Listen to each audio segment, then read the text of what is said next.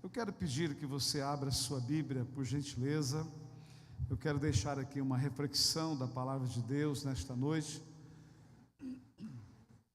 Daqui a pouquinho nós temos a ceia do Senhor. Eu não sei o que aconteceu comigo, minha voz está perdendo. Mas vamos lá, vai dar tempo, amém? Eu quero falar hoje sobre o tema alinhado pelo Espírito. Diga comigo, alinhado pelo Espírito. Bem forte, querido, vamos lá. Alinhado pelo Espírito. Muito bem. Gálatas capítulo 5, verso de número 22. Gálatas 5, verso de número 22. Olha o que diz a palavra de Deus.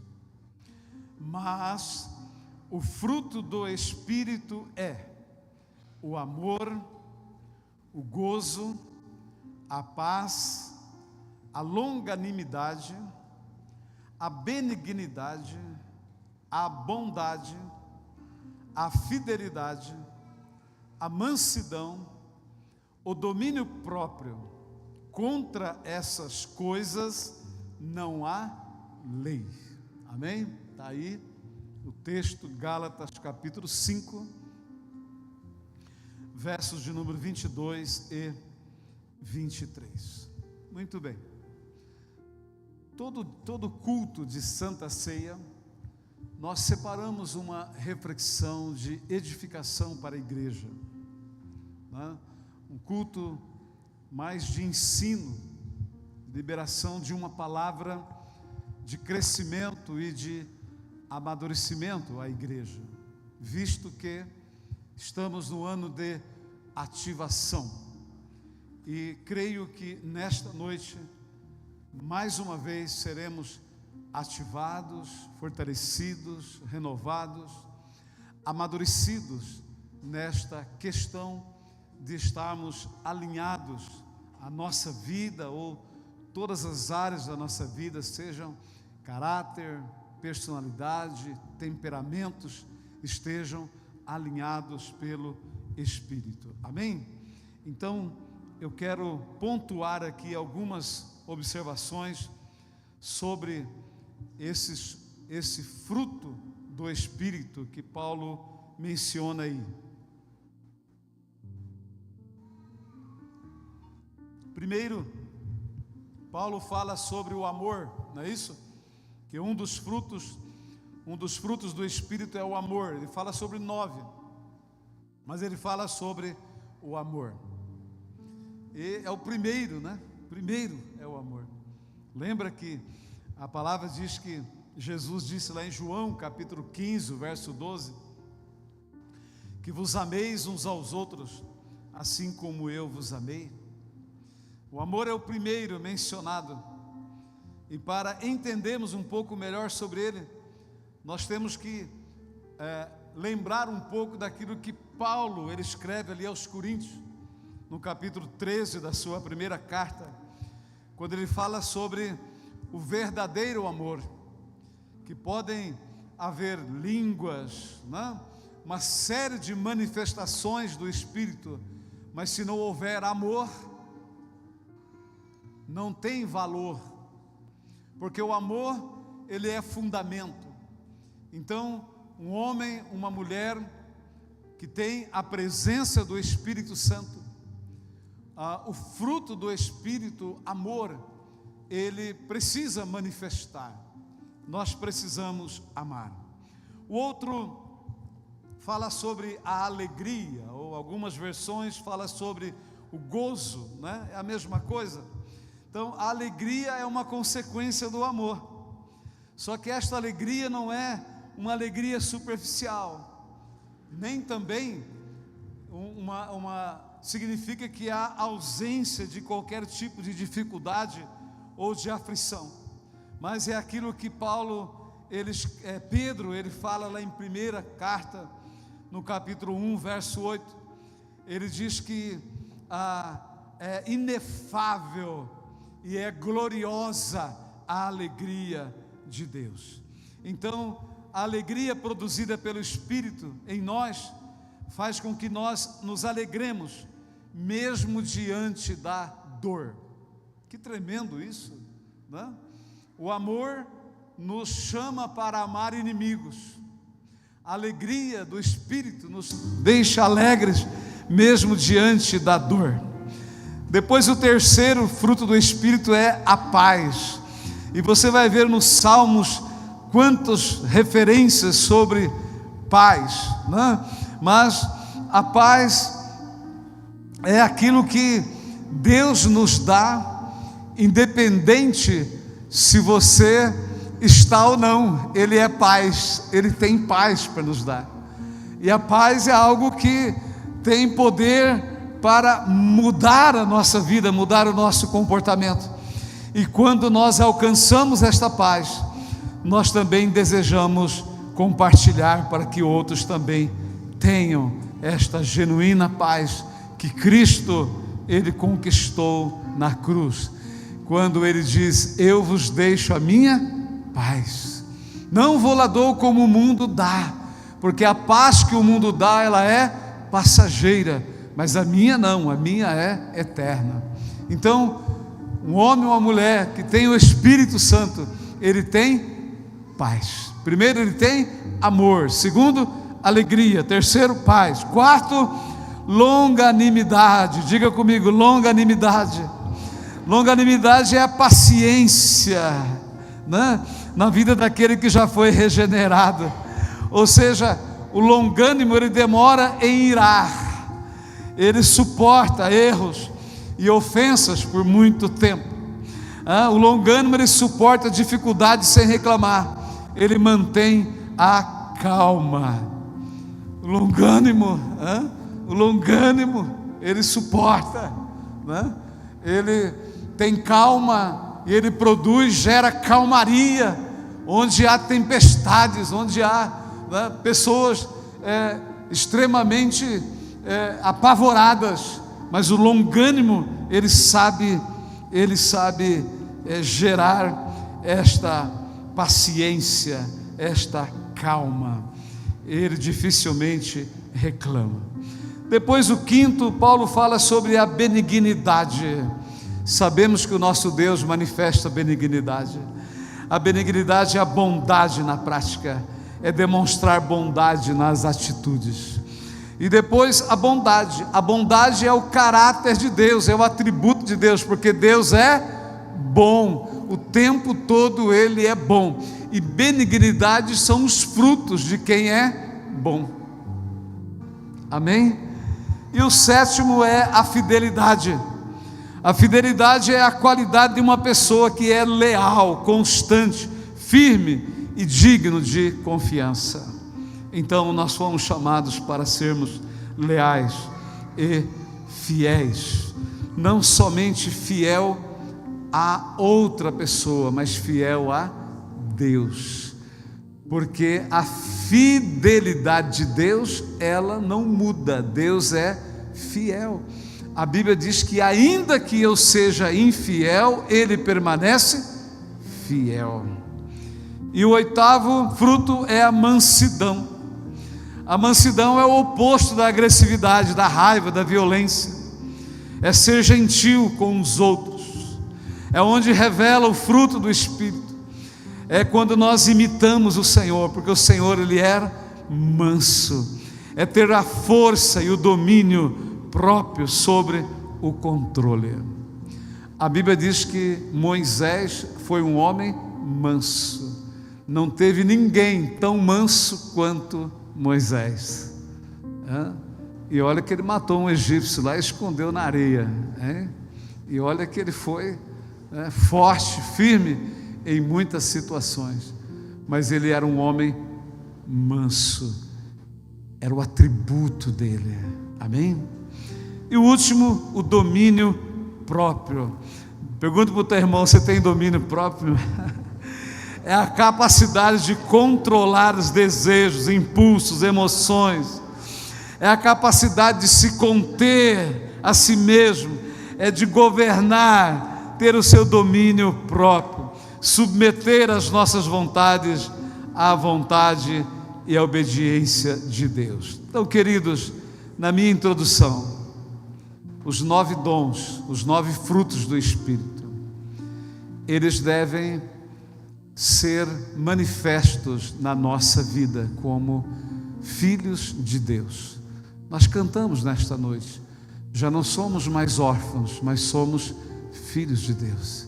E se somos filhos de Deus, esses frutos do Espírito, se temos o Espírito Santo, os frutos do Espírito devem manifestar em nós. Quais são eles? Levante o teu dedinho assim, diga amor, depois alegria, paz, longanimidade, benignidade, bondade, fidelidade, mansidão e domínio próprio. Pergunte ao teu irmão, como é que estão os frutos do Espírito aí, meu irmão?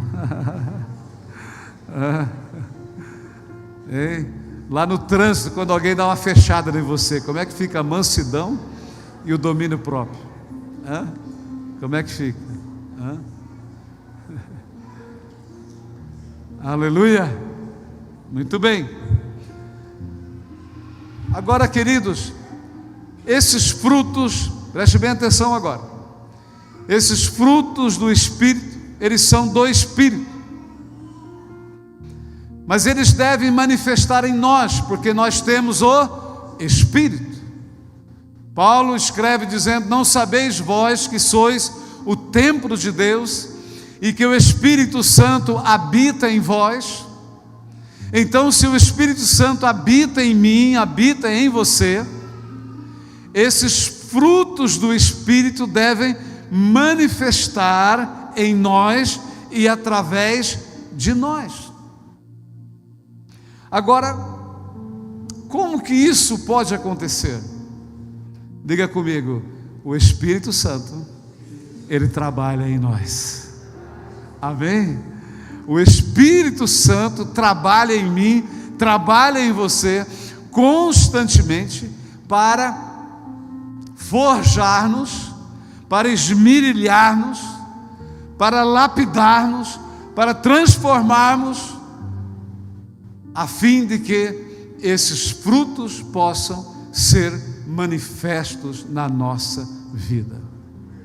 Diariamente, constantemente, o Espírito Santo está trabalhando nos nossos temperamentos, porque alguns desses frutos aqui são ligados ao temperamento. Constantemente o Espírito Santo está trabalhando no nosso caráter, porque tem alguns que está ligado ao caráter. Constantemente o Espírito Santo está trabalhando na nossa personalidade. Constantemente o Espírito Santo está trabalhando nas questões morais da nossa vida, a fim de que nós possamos ser e ter um ambiente propício para que Ele possa manifestar, e então sermos esses homens e mulheres, filhos de Deus, que manifestem o fruto do Espírito, a fim de que onde você estiver, pessoas que te conheçam, possam enxergar, ver em você, que você é um homem, uma mulher que ama, que é alegre, feliz, que é manso, que tem temperança, que é benigno, que é alegre, que tem domínio próprio. Então, são os frutos do Espírito manifesto em nós. Então o Espírito Santo trabalha. Diga comigo: o Espírito Santo trabalha. E como que ele trabalha, irmãos? Primeiro, como que o Espírito Santo trabalha? Primeiro, agora pega isso daí, porque isso aqui é forte. Primeiro, ele te confronta com aquilo que você quer justificar.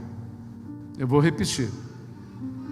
Quando o Espírito Santo começa a trabalhar em nós, para que esses frutos do Espírito sejam manifestos, ele nos confronta com aquilo que eu quero me justificar. Essa questão de justificativa e de transferir culpa, isso nasceu lá no Jardim do Éden. Quando o homem peca, um fica jogando para o outro a culpa e fica se auto-justificando. Mas Deus vem e confronta. Deus pergunta: Adão, onde você está? Ele responde: olha, é que eu estou nu, então eu tive medo.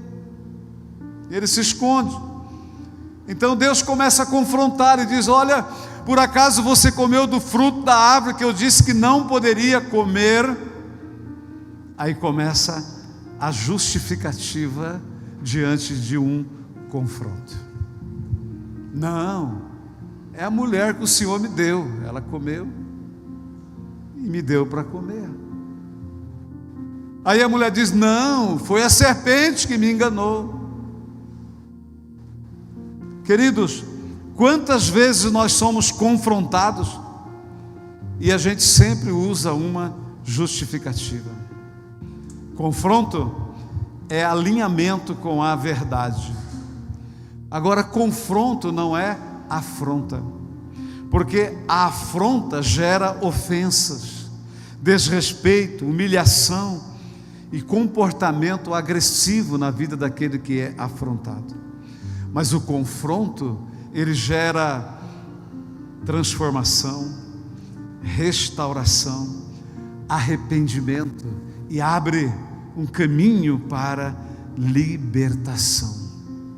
O confronto, ele até restaura a autoridade espiritual na vida de uma pessoa. Então Deus, através da sua palavra, e o Espírito Santo, quando Ele quer que nós venhamos a gerar os frutos, Ele começa a nos confrontar em algumas áreas da nossa vida. Talvez você está neste processo de confrontamento.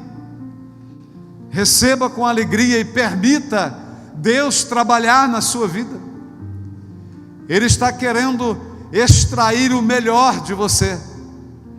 Ele está querendo libertar você. Ele está querendo alinhar você com a verdade. Porque tem coisas que nós achamos que é temperamento, mas o Espírito Santo está dizendo que é carne. Tem coisa que nós achamos que é normal, natural, mas Deus está dizendo: não, isto é pecado. Sabe, quando Deus envia o profeta Natã para confrontar Davi por conta do seu pecado com Betseba. Ali Davi, ele é o que? Confrontado diante da situação, e ele não teve como fugir, porque o confronto, ele tem como base a verdade, mas a afronta não tem como base achismos, revanches, questões partidárias, né? A afronta significa quando uma pessoa quer criar uma situação de constrangimento e de acusação, de juízo. Mas o confronto é importante, e eu quero que a igreja saiba que o Espírito Santo está a todo tempo nos confrontando, a fim de nos alinharmos com a verdade. Amém? Diga ao teu irmão: pare de justificar. Deus só está te confrontando para te libertar. Amém? A segunda coisa que o Espírito Santo faz quando Ele está querendo gerar em nós um ambiente que possamos produzir os frutos do Espírito, Ele nos separa de ambientes que ainda amamos. Eu vou repetir: Ele te separa de ambientes que você ainda ama. Deus faz isso. O Espírito Santo tira você de alguns ambientes, de alguns lugares que você ama, porque nesses lugares, nesses ambientes, não tem como Deus fazer a obra que Ele quer fazer. E muitas vezes a pessoa acha que é um isolamento, está sozinho, largado, abandonado. Mas diga comigo, não é isolamento, é Deus te preservando. Amém? Não é isolamento, é Deus te preservando. Não tem como Deus trabalhar se nós não saímos daquela zona de perigo, daquela zona de conforto. Não tem como nós não abrirmos mão e não renunciarmos àquilo que Deus não ama, mas que nós estamos amando, porque senão Deus não vai promover o crescimento espiritual, não vai haver amadurecimento e nem cumprir o propósito de Deus na nossa vida. Deus chama Abraão no capítulo 12 de Gênesis, no verso 1, e diz para ele: Abraão, ele era Abrão ainda, sai da tua terra e da tua parentela, que eu vou te levar para um lugar, eu vou te mostrar um lugar, e eu vou te levar, e lá vou fazer de você uma grande nação, vou te abençoar, vou engrandecer o seu nome, e você será uma bênção. Olha que tremendo que Deus queria fazer com Abraão. Primeiro, Deus ia fazer dele uma grande nação. Abraão não tinha filhos, a mulher dele era estéril, e Deus disse para ele que ia fazer dele uma grande nação. Primeira bênção. Segundo, eu vou te abençoar. Mais ainda, porque Abraão era um homem abençoadíssimo, próspero, um dos homens mais ricos do Oriente naquela época. Depois, te engrandecerei o nome. Deus estava dizendo: você será conhecido em todo o mundo. E é verdade, né? Quem que não conhece Abrão? O nome Abrão, o nome Abraão. Ele engrandeceu tanto o nome dele ficou tão conhecido, que ele mudou até o nome dele para Abraão. Abrão significava aquele homem infértil, parado, fechado, mas Abraão é o pai de multidões, é o frutífero, é aquele que multiplica. Aleluia! E depois diz: e você será uma bênção. Quem quer ser uma bênção aqui? Amém? Aleluia! Você quer ser uma bênção onde você estiver, e o que você estiver fazendo está debaixo da promessa. Então a Bíblia diz que Jesus disse: olha, que aquele que ama o mundo é inimigo de Deus. Que coisa! Este amor ao mundo é aquele que está escravizado e apegado ao sistema pecaminoso do mundo, porque em João 3,16 diz que Deus amou o mundo. Mas como que é que Deus está dizendo que quem ama o mundo é inimigo de Deus, mas Deus amou o mundo?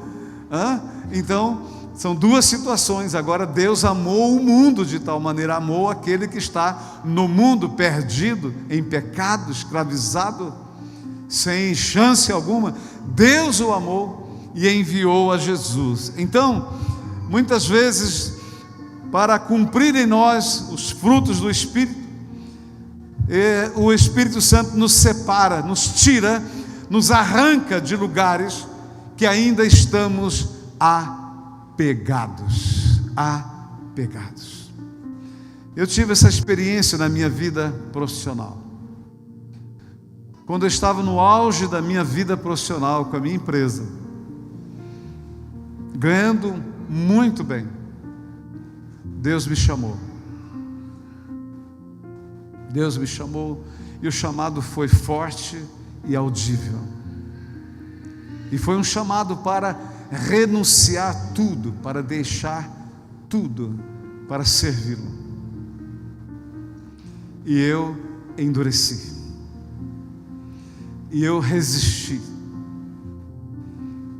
Para os irmãos terem uma ideia, eu tinha uma empresa que ela informatizava outras empresas, e eu tinha na época um portfólio, uma carteira de 45 empresas que eu dava assistência. Estava no auge, ganhando muito dinheiro, e Deus chama.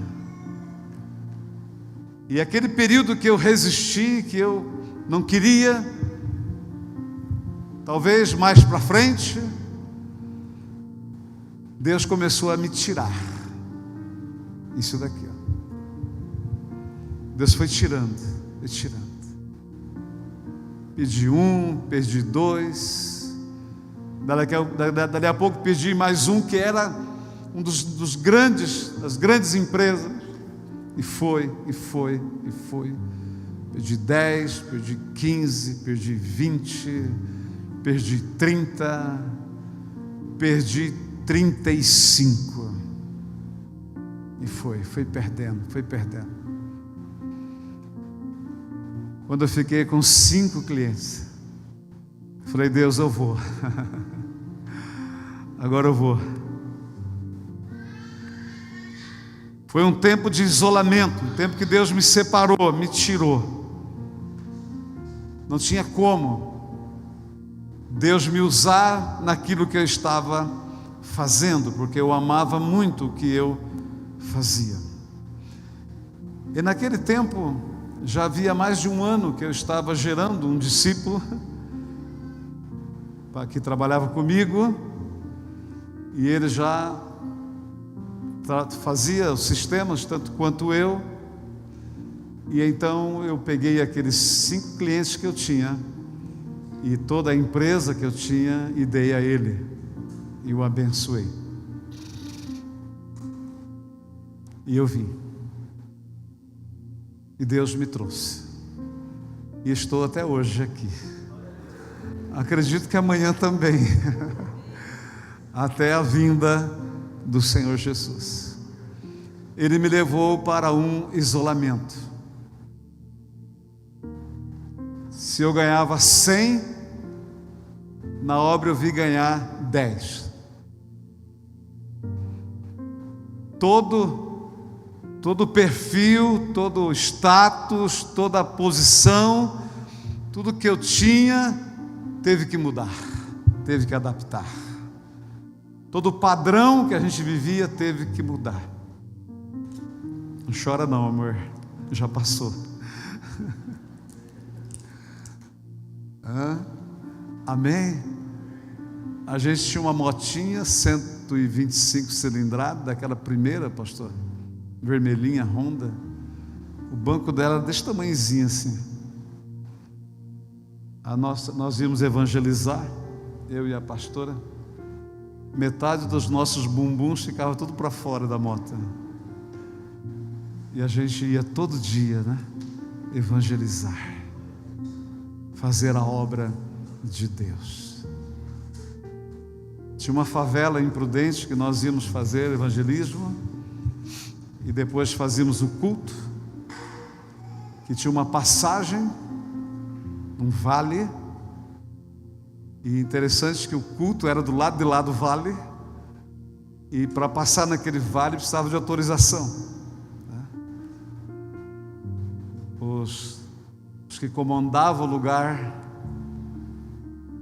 controlavam aquele lugar, e a gente estava ali evangelizando, ganhando vidas, pregando a palavra de Deus. Fizemos, estamos fazendo e faremos, mas foi um tempo de isolamento, um tempo de estar sozinho e aprender a depender de Deus. Talvez você está num processo como esse de isolamento. Não desista, Deus está te preservando de algumas coisas. Amém? Terceiro lugar, diga comigo, terceiro, Deus muda as tuas vontades, te faz perder o desejo por conversas vazias. Interessante. Quando o Espírito Santo quer produzir em nós os frutos do Espírito, Ele nos tira de rodinhas de escarnecedores, não é?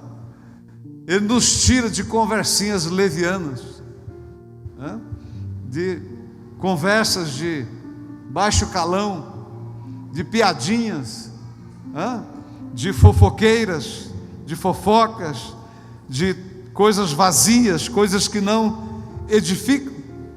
Mas isto, diga comigo, não é controle, não é restrição das suas vontades, mas é o Espírito Santo me santificando.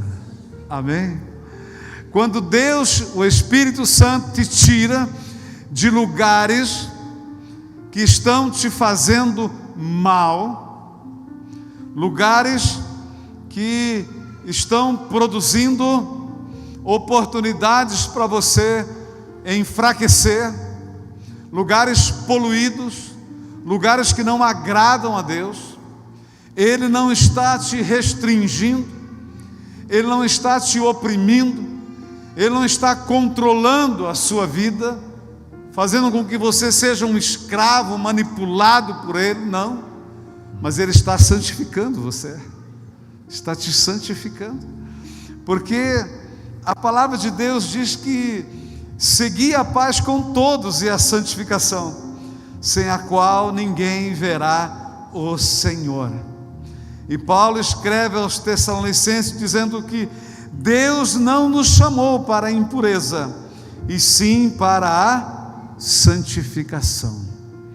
E o mesmo Paulo escreve aos Romanos no capítulo 12, dizendo: não vos conformeis com este século, mas transformai-vos pela renovação da vossa mente, para que experimenteis qual seja a boa, agradável e perfeita vontade de Deus.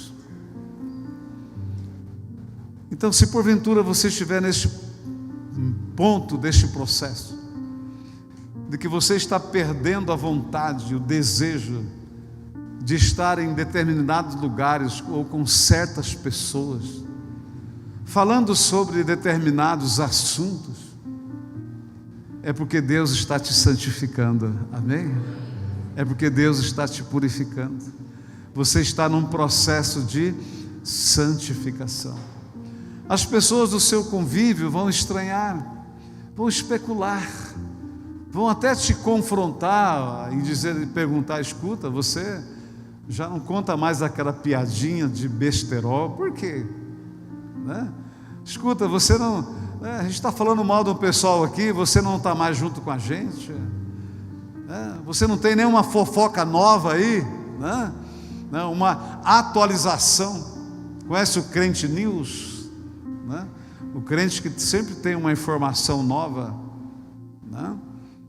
A Bíblia diz que a fofoca, o mexerico, ela é uma maldição terrível,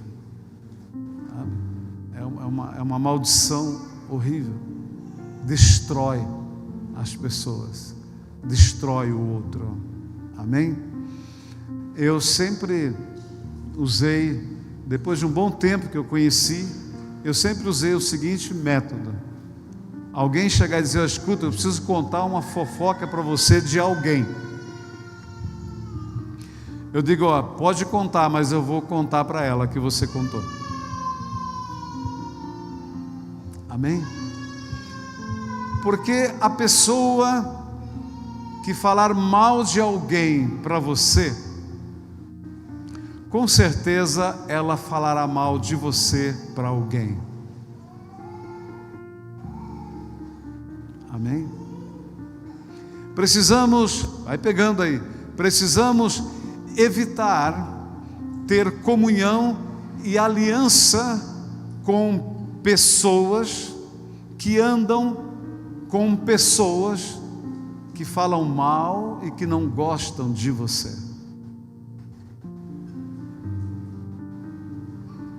Isso é muito sério, porque ter aliança, ter comunhão, transparência,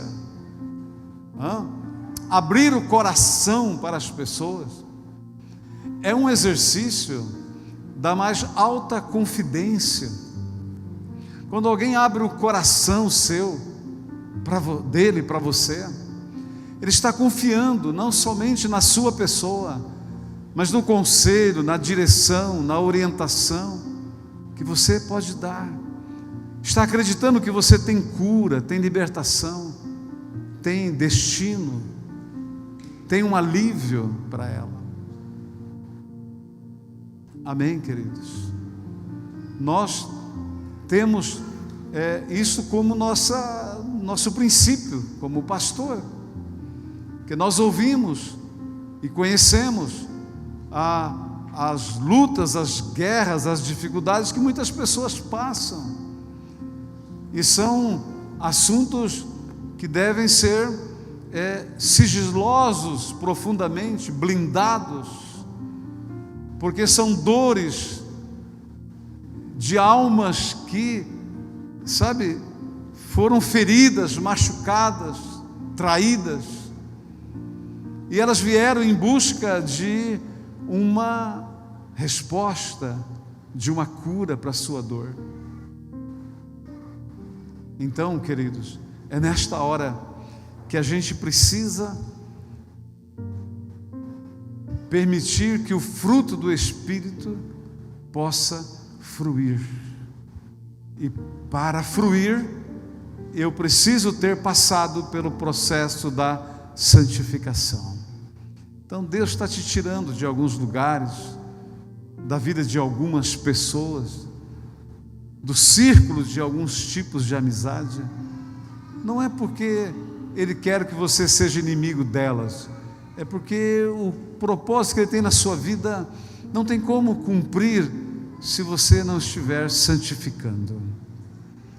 Amém? E a Bíblia diz que eu preciso ser santo, porque Deus é santo. E a última coisa que o Espírito faz, para que possamos ter o fruto do Espírito, Ele nos faz enxergar.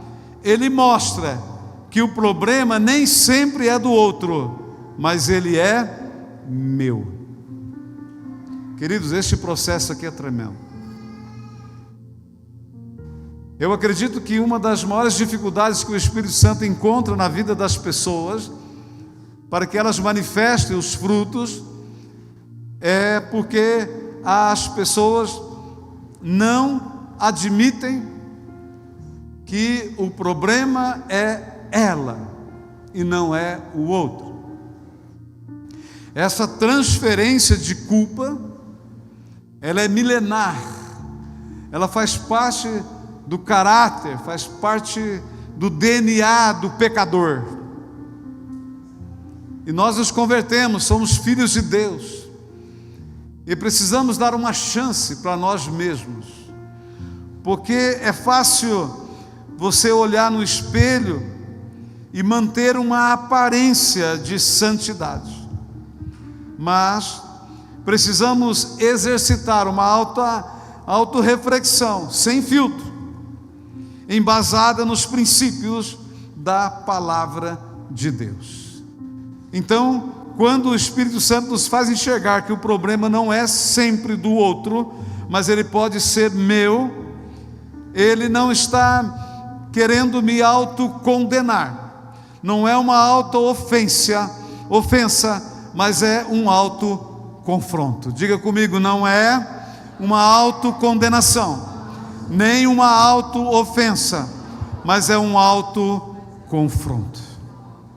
O salmista escreve no Salmo 139, verso 1, ele ora a Deus e diz: Senhor, Tu me sondas e me conheces, sabes quando me assento e quando me levanto, de longe penetra os meus pensamentos, esquadrinhas o meu andar e o meu deitar, e conheces todos os meus caminhos.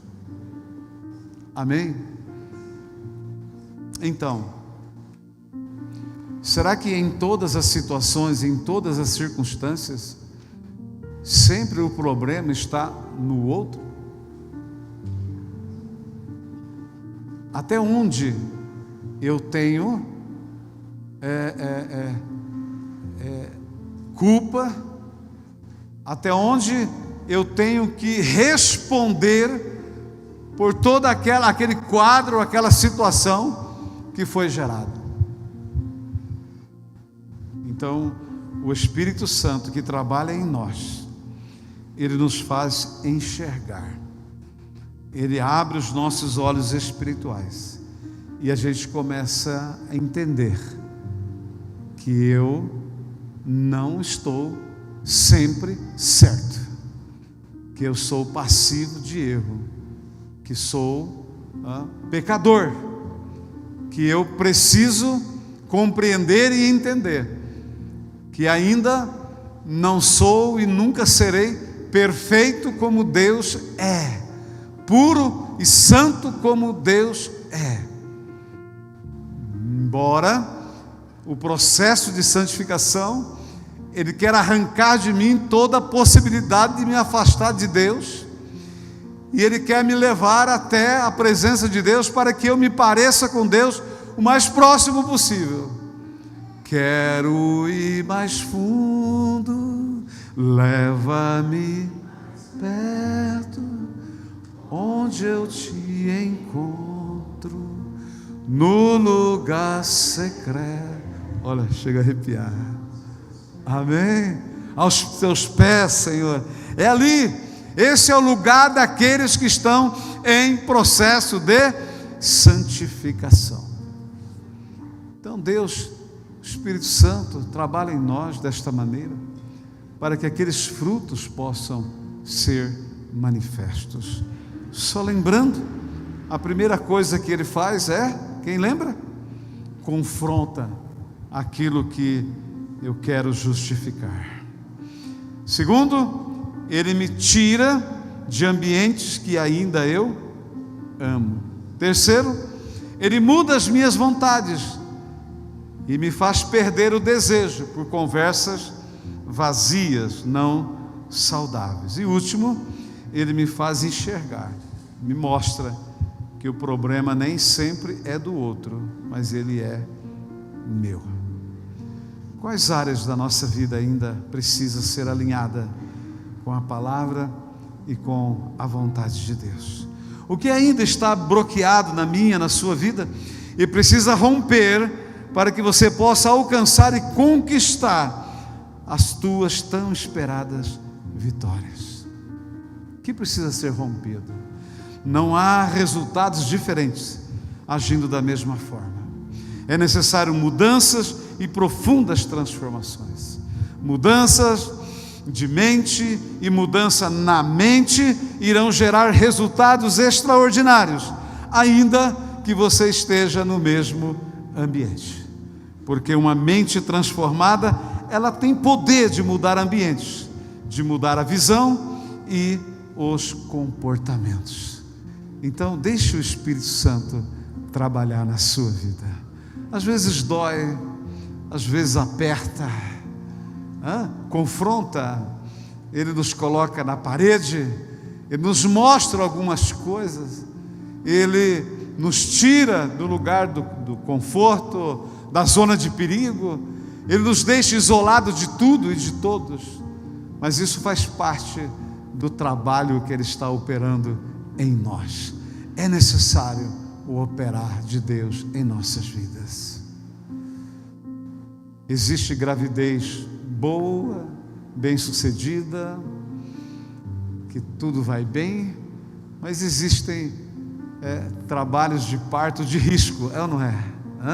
Existe uma gravidez de risco. Enquanto os irmãos do louvor subam aqui, deixa eu dar este exemplo. A gravidez de risco, a mamãe grávida, ela precisa o quê? De repouso, ela precisa se isolar de tudo, se afastar de tudo, ela precisa se medicar, ela precisa se guardar, enfim, há uma série de cuidados que precisa ser tomado. Eu acredito que este processo de Deus na nossa vida, para que possamos gerar os frutos do Espírito, é uma gravidez de risco. Amém? É uma gravidez de risco. Tem que ter um tempo a sós, tem que permitir, você tem que ser permissivo, você tem que compreender, tem que discernir. Deus quer te levar para um nível maior, para cumprir o propósito dele na sua vida, mas você precisa entender que durante todo este processo, há momento que vai doer, há momento que você vai estar só, há momento que você vai ter que renunciar a algumas coisas, há momento que você vai ter que enxergar dentro de você algumas dificuldades, algumas coisas que estão amarradas e presas, que você precisa reconhecer e dizer: não, enquanto eu não abrir mão, enquanto eu não confessar, enquanto não me arrepender, enquanto eu não admitir, não tem como Deus operar. Eu quero te convidar a se colocar em pé, por gentileza, e nós queremos orar. Enquanto cantamos uma canção, prepara aí